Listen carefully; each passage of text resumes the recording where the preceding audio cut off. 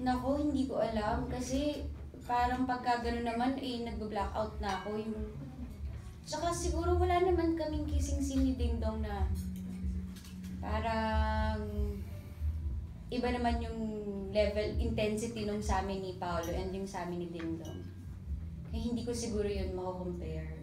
Tsaka si Marian ang tanongin natin. Tapos, alam ba ng ex mo na iniisip mo siya nung sinampal mo si Ding Dong? Ha? Ano yan? Sinong ex? Hindi eh. Hindi. Ang sinampal ko siya talagang si Joff yung sinampal ko. Gigil na gigil talaga ako eh. Parang, sabi ko nga talagang galing sa sikmura yung sakit, yung pandidiri talaga. Hindi ko ina-expect na gano'n yung magiging reaction ko. Kasi supposedly sa script may mga linya pa yun. Wala ako nasabi talaga, parang gusto kong masuka. Ganun pala yung feeling kapag nakikita mo na may babae.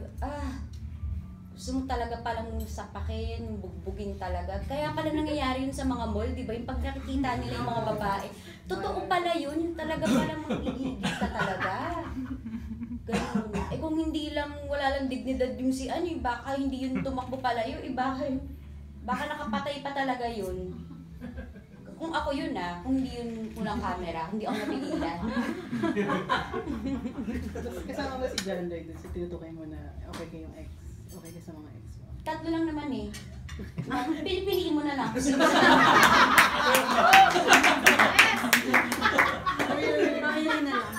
For your next movie, tama ba si Vice ganda yung mga kasama?